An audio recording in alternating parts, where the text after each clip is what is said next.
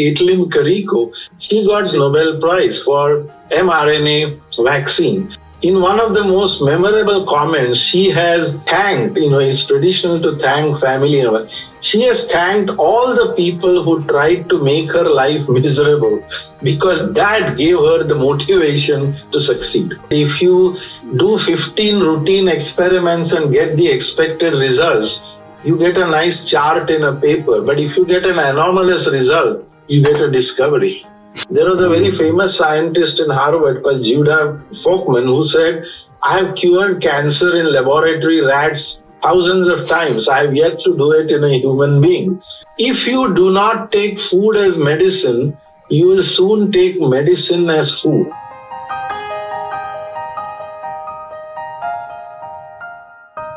Welcome to another episode of Chat Masala. We're thrilled to have with us Dr. Mukund Chorghade, who has 31 years of extensive experience in the field of chemistry, from synthetic organic chemistry to drug discovery and development.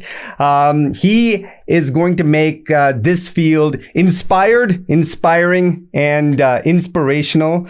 So super looking forward. And in addition to his academic career, he's the founder and chief scientific officer of Think Pharma and has held visiting appointments in some universities you may have heard of: Caltech, Harvard, MIT, Cambridge, Northwestern, Princeton, and the University of Chicago. He has a PhD in organic chemistry from Georgetown. Welcome, Doctor. Thank you so much. I'm greatly delighted, elated, and honored to be here with you. Let's start with the most pressing question I have on my mind. Do you think there are non-carbon-based life forms out there in the universe? The answer is going to be a very resounding yes. And this has been the subject of a lot of very recent research. Particularly look at the Nobel Prize winning work of Professor Frances Arnold. She has actually created enzymes which do not contain the carbons, but they contain silicon, germanium, and all that. She is using this to express a lot of new proteins. And there is very widespread speculation that there will indeed be found several life forms in the outer space and outer atmosphere. Amazing. So can't wait until those are discovered. Sorry, just wanted to throw that googly there. But if we can take a step back, would love to hear more about your intellectual journey. I know we've had some conversations about your early inspirations. Can you share that with our audience here? Yes, I'd be certainly happy to. So my interest in science began at a very young age. In 1962, we had a border skirmish with China, and the Indian Army and leadership of the political arena also sought the appointment and advice of President John F. Kennedy in the USA, and then, of course, Prime Minister Macmillan in the UK. The result was several arms were shipped into India. Now, my father was a physicist by training. He was an X-ray crystallographer who had done his graduate work with Professor C.V. Raman, the famous Nobel Laureate, and his associate Sir K.S. Krishnan. So I was always taught about the mysteries of science and everything else. But in that time, all these flights were landing in the middle of the night. It was in the midst of our vacation. And my dad requested me to, hey, come along and see the fun. That was the first time I saw these giant transport planes and all land in Kolkata, where my dad was an aerodrome officer. And this continued for some days. And of course, I was introduced to the pilots and all. On one of these trips, I think it was about the fourth or fifth day, the chairman of the U.S. Atomic Energy Commission, Professor Glen Seeborg, had arrived, and he arrived with Norman Borlaug. So it was very fascinating for me to meet so distinguished a scientist, and he was very imposing physically, at 6 feet, several inches tall. 2 years later, then of course the pilots and all that used to say hello to the kid Mukund. One of them gave me a model of an airplane which belonged to Pan Am. But the more important thing was I was given a book which was called Chemistry Creates a New World. And that has been on my bookshelf since 19 1963. And please notice that the foreword for this book was written by Professor Glen Seeborg. Now, that was hugely inspirational for a 9-year-old kid. I started reading about the discovery of new transuranic elements, followed some years down the road, and my father, of course, visited the USA.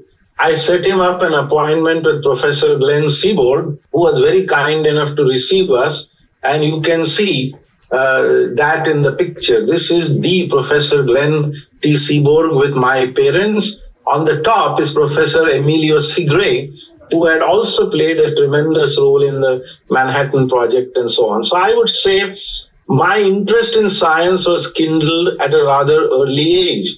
And this somehow continued almost by some divine instinct or whatever. I managed to do well in all my chemistry exams in high school, continuing through college. Lovely. Sir, if you don't mind, I want to give our audience a little bit of context. I'm recalling my own high school AP chemistry class in which we had to fill out the entire periodic table. And I recall one element, Seeborgium. So this is the same Glen Seeborg, to my understanding. So he's not only a Nobel Prize winner, but he's got an element named after him alongside Newton and Einstein. Is that correct? This is absolutely correct. And he has been inventor of a medal named after him, which was a transuranic element, and the others are there like Ernest Orlando Lawrence, who has an element Laurentium, and so on and so forth. We now have Meitnerium, and so on and so forth. Now, when Glen Seeborg was still alive, the convention was that you could not name an element even newly discovered after a living person. So they gave him that honor of naming it many years later after his death. But yes, he is the proud holder of a name of an element. And I worked with the International Union of Pure and Applied Chemistry, which gives names and approves names for all metals. And I was in the hall that day when the vote was taken to name this particular element Seeborgium.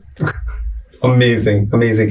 So these are spine-tingling moments in my life, although I'm not an inorganic chemist. Amazing. So sorry to interrupt. You were talking about your journey through college. So in college, I managed to do well. Now, there were some interludes, like my family suggested that I go to medical school and become a medical doctor. I did get accepted, but I was underage. I'd flown through high school at an early age. And therefore, I got a scholarship which said that go and get your bachelor's degree and then come back. Well, I never went back. My interest in chemistry continued unabated. I graduated from the University of Pune and then did a 1-year stint with Professor Bal Tilak at the National Chemical Laboratory, but then came to the United States for my PhD, which was at Georgetown University. And then after the usual round of postdocs at basically starting at MIT, University of Virginia, Charlottesville, and then Harvard, I had an industrial career. So my interest, my enthusiasm, my love for chemistry has continued unabated. Now, since I was a trained synthetic organic chemist, the maximum utility for people with that kind of training was, of course, in pharmaceutical industry. But I also worked in doing agrochemicals. We managed to make many molecules, test them against whatever therapeutic or other target you want, and so on and so forth. Since 2006, I have been a serial entrepreneur who has set up Think Pharma. We are trying to discover medicines through traditional Indian medicine. One thing I am very happy and proud to say, remember, my dad had worked with the Nobel Laureate. Then I made it my goal that, hey, I have to also collaborate with some people. And I consider myself singularly fortunate that I've had the pleasure of working with 4 such Nobel laureates. The first was Sir Derek Barton. The second was Professor Jean-Marie Len in Strasbourg. then Professor Robert Grubbs at Caltech, and now I'm doing a sabbatical stint with Sir Richard Roberts at the New England Biolabs. Amazing. And each of these scholars has continued to inspire me in chemistry and all that to do well and to always explore something new, not be content with the same old routine. Sir, if I can go deeper into this, I mean, there are phenomenal scientists around the world, but what do you think differentiates Nobel Prize winners? I know there's some element of luck, but what are some mindsets or approaches that lead to such seminal discoveries and breakthroughs in your specific field? I hope you're enjoying this episode of Chat Masala. Before we move on with this insightful conversation, please be sure to subscribe and follow us so we can continue expanding our minds together. What I humbly believe is that the Nobel laureates are trained in much similar fashion to ours, but they have a special insight and, more important, a very specific persistence. They are not daunted by any kind of failure. Now, in physics in particular, you have seen that some people can postulate a theory and then work for years towards actually determining whether that prediction that they made by theory is borne out by experiment. And the most memorable examples are the Higgs boson, which was eventually invented. But in chemistry, many times what has happened is people have done the laboratory work, and some people have got, say, a result that is far different from what they expected. Now, it requires a certain intuitive genius, if you will, to say, no, let's not ignore that particular result. This can teach us something that can be incredibly profound. Take a look at all these people that I have talked about. First one was a person called Herbert C. Brown. He was working with a postdoc, and they did some hydrogenation. They were reacting some materials with diborane and all this. They found a very anomalous result. In that, they found that instead of the expected routine reduction, they had got something else. Well, that led to the discovery and exploration of an entirely new continent in boron chemistry, and Herbert C. Brown rightfully got the Nobel Prize for that. Take a look at Robert Grubbs. There was an anomalous reaction that was discovered in industry. It was called as olefin metathesis. People are seeing. Well, these people put their hearts and minds to it, and they conquered this particular area. One, they had the cleverness to identify a particular problem. Then they had the mindset and the intellect to apply their best minds and, of course, hire a lot of the wonderful postdocs and students, and ultimately lead to a tremendous solution of the problem. So Bob Grubbs found out that the olefin metathesis can be made to work with ruthenium and under very ambient temperature and pressure conditions. That led to huge breakthroughs. Lastly, this works even in molecular biology. I mean, take a look when the first mRNA vaccines came. You had a situation where they were stable only at minus 78 degrees. Now you can well imagine that you cannot transport these materials so easily and deliver the vaccine. Then Rich Roberts and all these colleagues in Moderna particularly, they found out a way of using some specific enzymes to raise the stability of it. So now they became stable, first at 0 degrees and then at room temperature, and the whole field has grown since then. You ask me what is about a mindset. So too many people get very discouraged by certain failures. But if you have the right persistence, but above all, if you can design the right experiments, if you can think through what went wrong and treat everything as a teachable moment. Take a look at the most famous Indian scientist at the time, Hargobind Khorana. He decided he's going to synthesize this particular gene, and that led to a 300-page paper in biochemistry.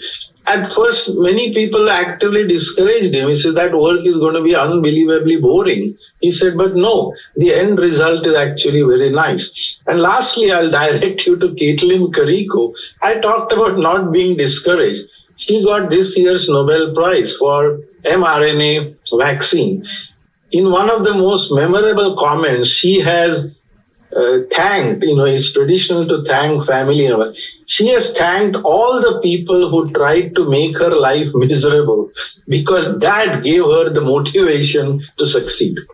Amazing. So I feel like there are life lessons here that transcend academia. Number one is if there's something anomalous, it's convenient to have a worldview. And if something doesn't fit into that, oh, it's probably a mistake or whatever, we'll check it again. But what I'm hearing is these Nobel Prize winners look at those mistakes and they want to be proved wrong. Like, okay, the anomaly is an opportunity to expand our current understanding and perhaps formulate more general theories. So that seems to be one takeaway. And the second is just this dogged persistence. And you just have to keep on going despite what perhaps your immediate community, scientific or otherwise, may be saying. Yes, absolutely. One famous scientist has also said that if you do 15 routine experiments and get the expected results, you get a nice chart in a paper. But if you get an anomalous result, you get a discovery. Amazing. Would love to hear more, Dr. Chorghade, about the kind of milestone projects that you've been involved with in your careers. What are some of the highlights that you'd like to share to inspire young budding scientists? Absolutely. So I was always excited about anti-cancer drugs in my postdoc with Professor Sidney Heck. I was involved in a group effort to do the total synthesis of a major anti-cancer drug called as bleomycin. That was useful for lung, intestinal cancer, Hodgkin's lymphoma, and so on. I was so happy to play even a small part in that. But remember, doing that, I was doing my work, but I was getting inspiration and excitement and even training, not just from my professor. So I was getting it from my lab colleagues. Now, when my projects evolved in industry, I was very excited to be involved in the discovery of a major herbicide, which was environmentally benign. At Abbott Laboratories, I participated in process development of an anti-epileptic drug called tiagabine, and that gave me such exciting results, one of which was so unexpected that ultimately we were able to make many new molecules. We coined the term process chemistry-driven medicinal chemistry. This sort of continued, but what gave me real excitement was in the year 2006, I met a very big scholar called Ashok Vaidya. He has an MD, PhD from Yale and Columbia. So does his wife, and so does his daughter.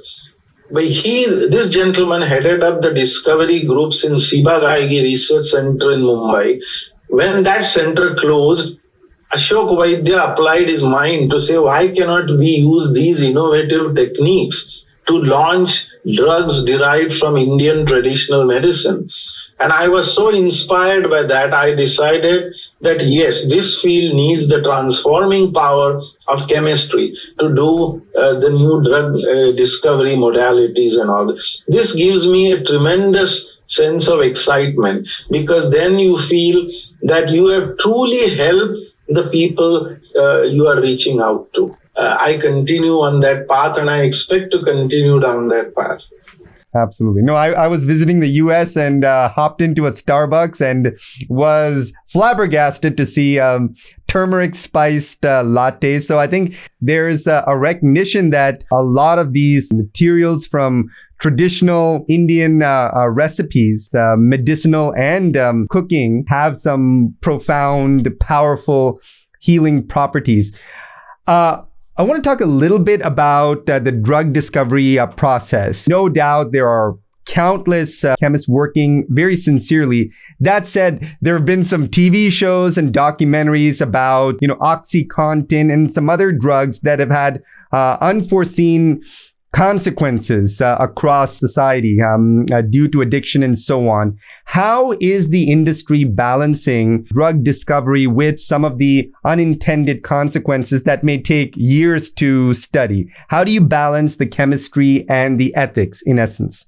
See, remember, all these projects started with a very good, firm intention in mind. We as medicinal chemists, we as process chemists, don't start off on a project which we know is going to lead to harm to people. I mean, that's just not going to happen. It will not excite anybody. So all these projects begin with a defined therapeutic goal, or of course, agrochemical, whatever you want to do. So people begin with a project saying, I want to target, say, asthma. So what happens in asthma? I have to inhibit the 5 lipoxygenase enzyme and so on and so forth. People will have defined some biological receptors. Then we chemists make many, many molecules and we test our by assays and all that about how these kind of interactions are going to occur. So nothing ever starts with a sinister view in mind. Okay, let's be very upfront about that. Now you say there are unintended consequences. Why are there unintended consequences? First of all, before we go into human beings, before we do the phase 1 clinical, we have to subject this to animal studies. Okay. Now those animal models are not refined. It is often said that the rat and mouse models are only about 40% as predictive and effective. There was a very famous scientist in Harvard called Judah Folkman who said, I have cured cancer in laboratory rats thousands of times. I have yet to do it in a human being. So sometimes that data is not necessarily transferable. But I want to highlight one thing that, as we go along, the drugs get approved for a designed therapeutic use. Many times, these drugs have been subject to overuse, overdosing, and so on and so forth. Now, that crosses a certain ethical dimension in a way, and there's plenty of blame going around. The chemists and discoverers say, well, this was not we had in mind anyway. Maybe the testing was incomplete, but then where do you draw the line? The most crazy example of this is a drug called as thalidomide. Why was it invented? It was invented with the way to helping particularly pregnant women ease their anxiety and kind of calm down in the birthing process. Now, in the 1960s, maybe the testing wasn't perfect, but the result was that in Europe in particular, there were 10,000 plus babies that were born with severely deformed limbs or no limbs at all. And therefore, it led to a major public relations and other disaster. We as scientists have to be very cognizant when we say that there is going to be overuse and all. This is something, a decision that absolutely has to be made. Now, sometimes there are reverse examples. Remember, the nerve gas, which was used in World War I, essentially as an offensive agent, then later on people said, well, clearly this is not going to work, but those beta-chloroamines have been useful in cancer treatment as well. Now, do you think, what does Mukund Chorghade contribute to this one? I'm responsible for the invention of the so-called chemosynthetic liver. So we have invented a chemical catalyst which can reasonably or with better accuracy predict what are going to be the metabolites of these drugs, how they are going to possibly interact in the human body. And we have got a lot of recognition for that. All is not perfect, but we are taking baby steps in the right direction. Amazing. So what you're saying is they're always the purest of intentions. Unfortunately, there is some misuse, but at the same time, there are reverse examples as well. There may be developments in the military sphere that have surprising benefits in medicine. Got it. Where do you see the field evolving in the coming years and decades, Doctor? You talked about the synthesis between allopathy and traditional forms of medicine like Ayurveda. People are talking about anti-aging and genetic engineering. What can we see as humanity in the next 10, 20, 30 years? Yes, absolutely. If I'm bold enough to make a prediction, without any astrological charts or anything like that, One of the criticisms that has been leveled against the pharmaceutical industry is for a long time they have targeted the very common diseases and many times diseases of the rich. Okay, so we have every pharma company imaginable who worked on anti-diabetic drugs, who have worked on anti-cancer drugs. So what was neglected in this field? What was neglected was the rare neglected diseases, tropical diseases and so on. Because when I was a much younger man, the conventional wisdom was that the people in Asia and all that are not going to be able to afford drugs. So we'll never get the profit money from that one. So why even bother to do the research? But now companies are changing. There is a lot more effort on rare and neglected diseases. You are seeing things, newer technologies come to the fore. You are seeing the gene therapy and everything else, not yet fully launched, but this is going to drive this industry forward. It is also going to be driven forward by the transforming power of organic chemistry. We haven't mined all the space that can be possibly mined. There are literally several new molecules that can be tested, and I won't belabor the point by going into all the reasons why they have not been tested, but I see this as a great wave of the future. I also see a huge transformational change in doing what you talked about with turmeric and everything else. This has been written off sometimes in the past as, oh, this is traditional medicine. It even acquired a term complementary or alternative medicine. I see nothing alternative about it. All these molecules have a well-defined chemical moiety in it. That is the exact same thing. The pharmaceutical industry, the first several years, 80% of their output came from natural products. We are going back to the same natural products now. And therefore, now what is the big gulf that will be bridged in the coming years between allopathy and this Indian Ayush system of medicine, Ayurveda, Unani, and Siddha medicines, which are all plant-based. But those practices in those medicines were always in the vernacular languages. So there was no cohesion between what was observed in the clinic and so on. But now we have to bring all this back, at least the top several plants. We have to study the chemistry. We have to study the molecular biology and give certain respectability to it. Now, I'll tell you one story about turmeric, for example.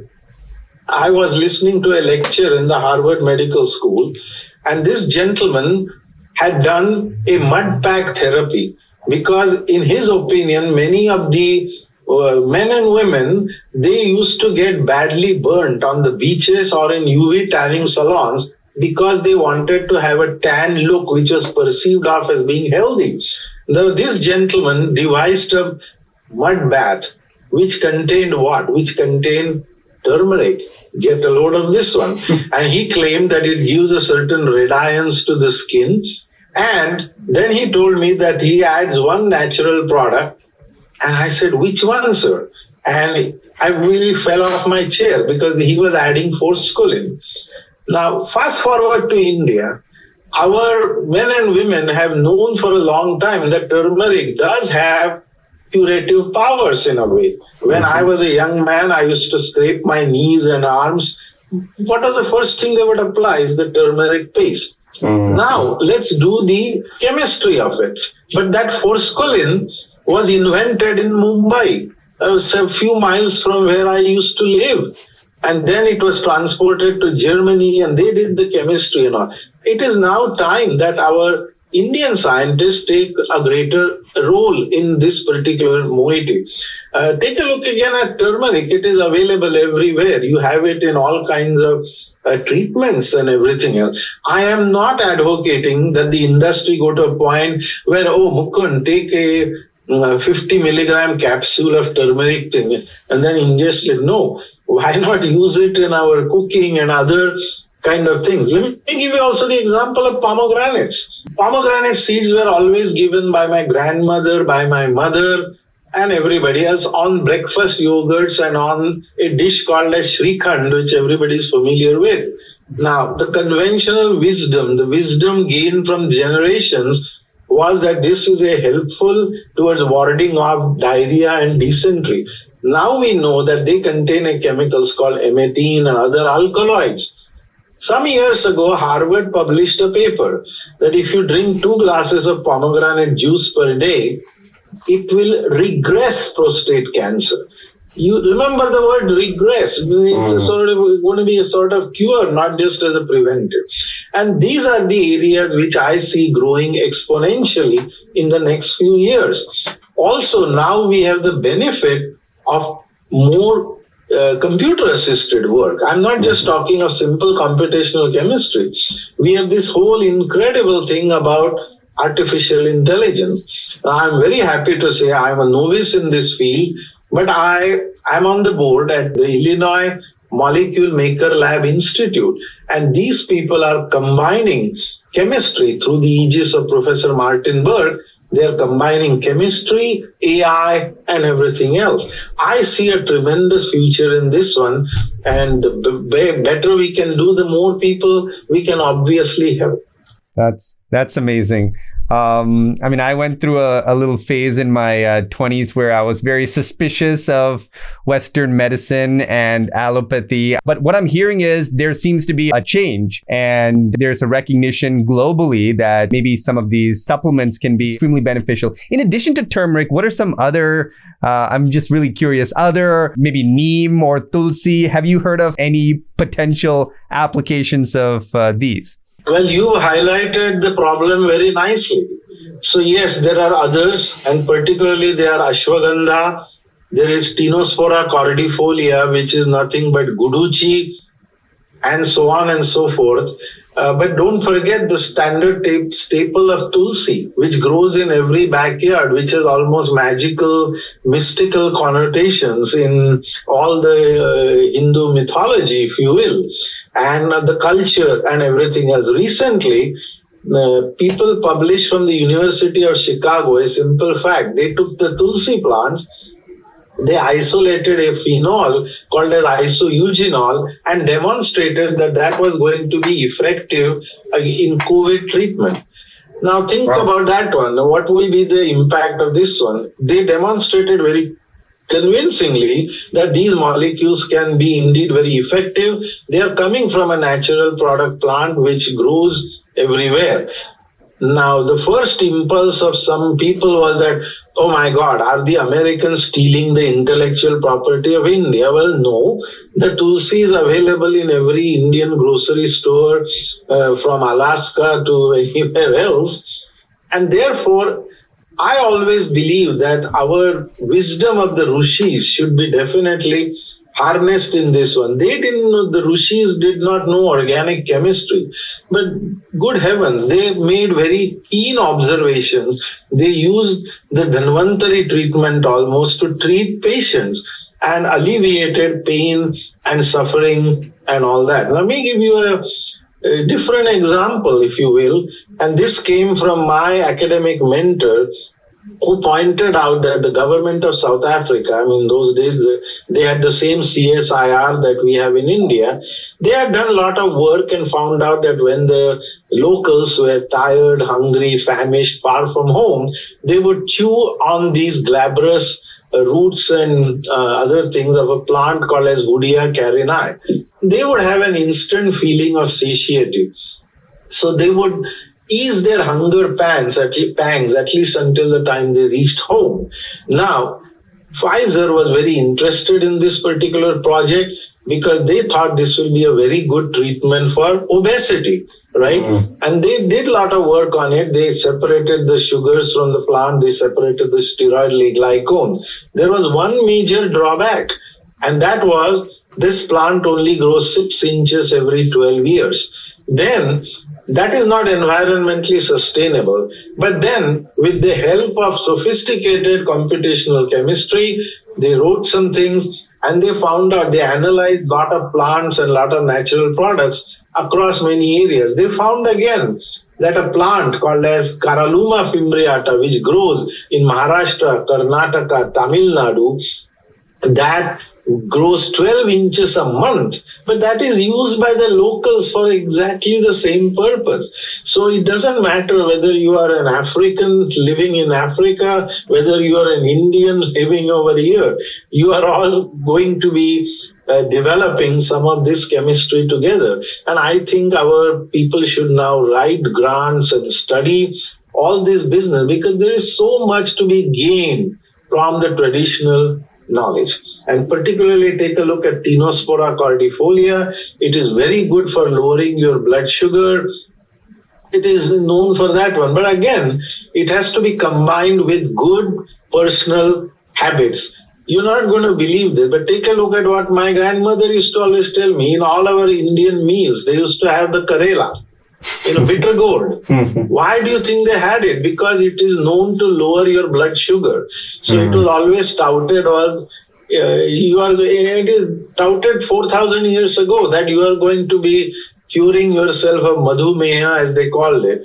Now the reaction of the average person, although I have eaten this sabji, so now I am free to eat 6 more gulab jamuns because now I had my preventive. That's my philosophy. So everything has to be coupled with something very nice. In one of my lectures, by the way, I used a phrase: if you do not take food as medicine, you will soon take medicine as food. Ooh, that's and good. That caught on with a lot of traction. But everything has to be done: healthy living, healthy eating, and everything else. I love that.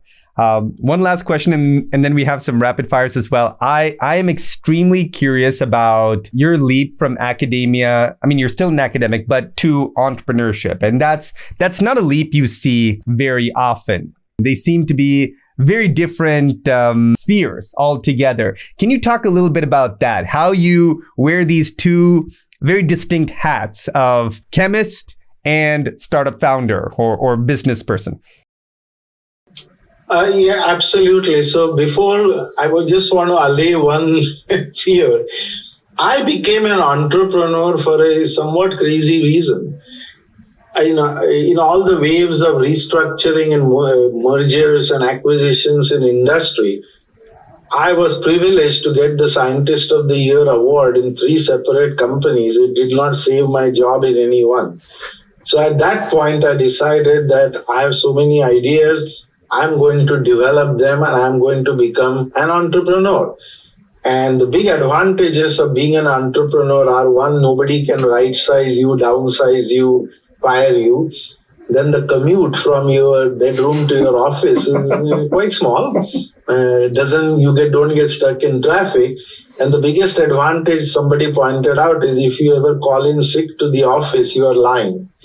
Now, what did I do? I have always remained an academic because I love to teach and I love to get inspiration from not just faculty, but students. They teach you so much.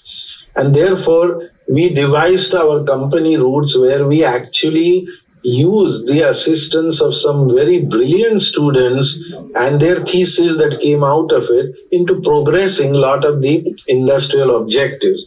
Now, this is not that common a path, but there are some scholars, particularly in the United States, who have made that huge transition. I mean, these are professors and all that who have launched companies, spun off companies based on their technology. But as every VC will tell you, or a venture capitalist, that it's not a good idea for a professor to be CEO of a company because it's a different job. So we always seek those kind of collaborations. It is useful, and what entrepreneurship has taught me is that I cannot do everything alone. I can bring certain chemistry ideas, but I need the help of the finance people, the legal people, and all these business development also comes very big into the picture. So we really get the experience of working in a multidisciplinary team. I say this partly in jest, but sometimes people have asked me, Dr. Chorghade, how come you have a foot in both doors, in industry and academia? And my response usually is, come to think about it, if I'm standing in an academic group and I say something maybe that's not correct, I have a ready-made escape hatch by saying, well, I don't know, I'm from industry. And the same thing works in reverse as well. So I'm a big believer in catalyzing the cause of entrepreneurship. I'm a big believer in helping students reach their maximum potential.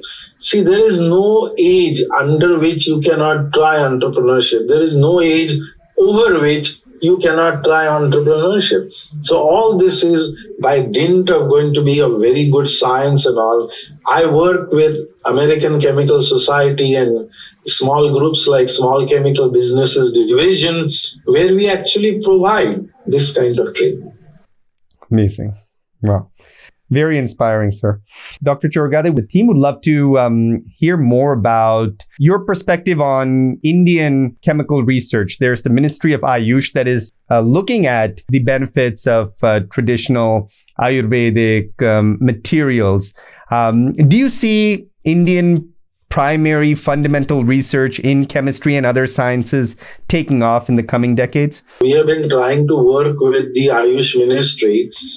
Until at least 10 years ago, this group was not encouraging that much research because of the perception that any time anybody not living in India would get involved, it will lead to a loss of intellectual property to India. I have never agreed with that particular situation, so we were not all that successful. In the more recent past, people are showing greater interest in developing some of these drugs, but still the approval cycle leaves a lot to be desired. I think we have to get over our paranoia of theft of intellectual property, because the people who are going to get better are going to span the globe. No ifs, ands, and buts about that one. I mean, the rare, neglected diseases, all that can be made very effective. I'm involved in some efforts, and we have written some grant applications. So I'm certainly hoping for a very positive outcome to the situation. Perfect.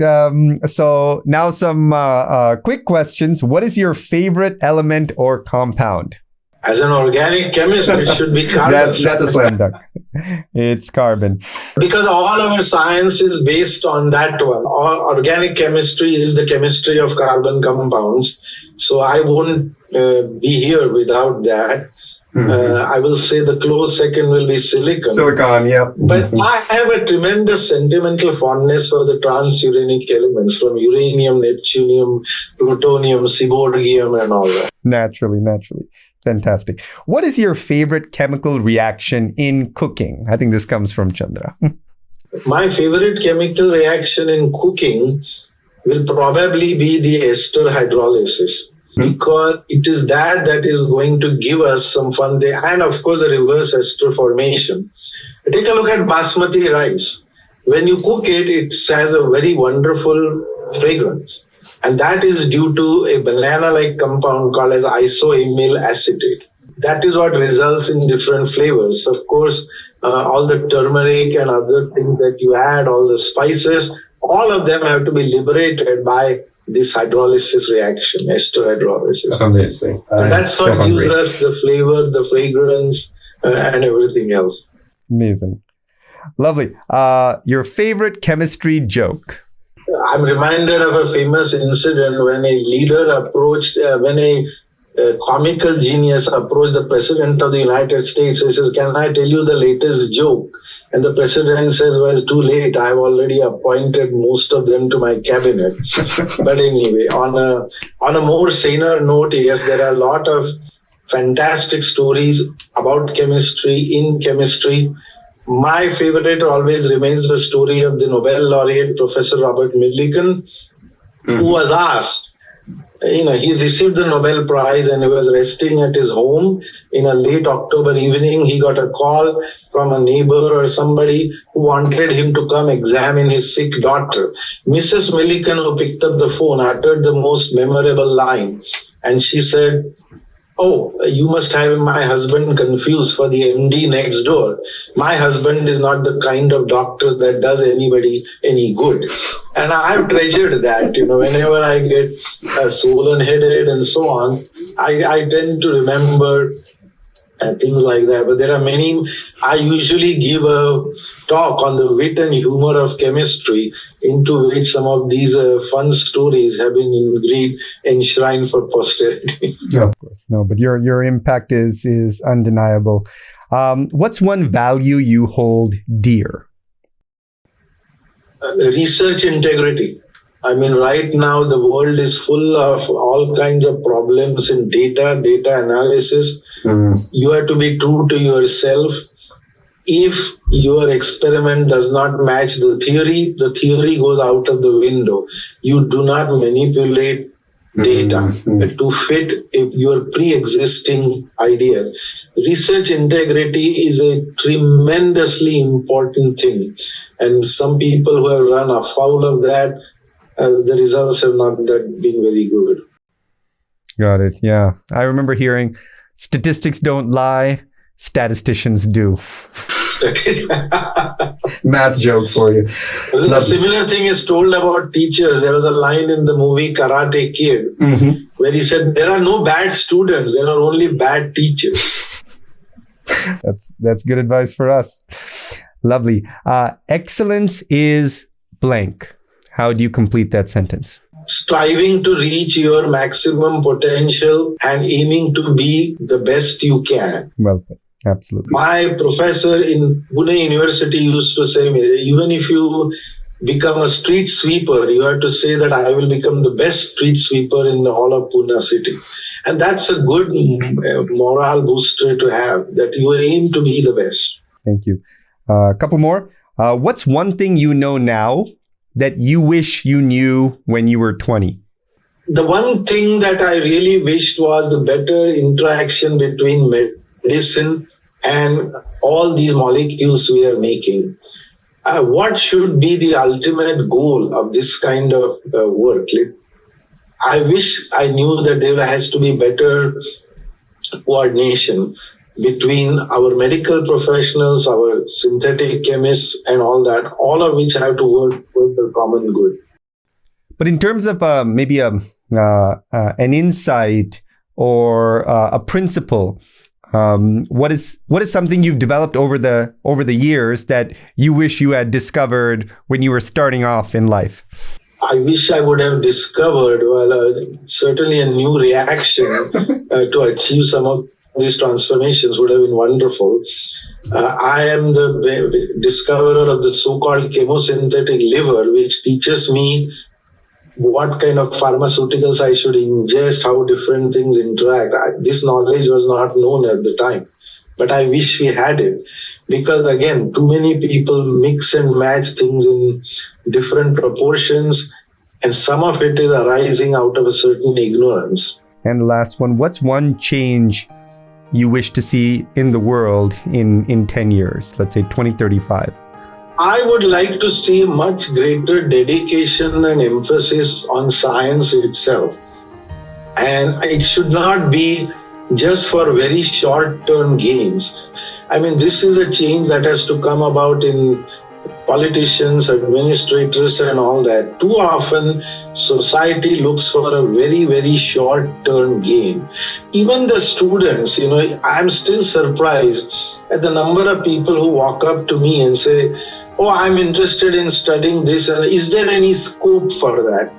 I never know how to answer that. I mean, how do you tell? If I am a student of chemistry, will it be more useful 5 years from then? No. I feel what should change is people's attitude that what they are studying, the education they are getting, is so that they acquire a better sense of reasoning, rationale, and wisdom. And that will stand them in good stead, their problem-solving approach, and all that anywhere else they might go. There's a famous quote again by my hero, Professor Robert B. Woodward. He was asked to testify in the US Congress, and they said, Professor Woodward, you chemists are making perfumes and cosmetics and all that. Why do we spend money on you when we can invent a new B-1 bomber? And Senator asked Professor Woodward, in what way does your work contribute to the defense of America? And the reply was memorable. It said, sir, it makes this country a hell of a lot more worth defending. Now, that is pure genius, but that is the way society should think, that we have to invest better resources in quality science, better education, and so on. Dr. Chorghade, thank you for all the insights. It was a fascinating conversation, and I really hope that we can contribute to this world you imagine. Thank you again.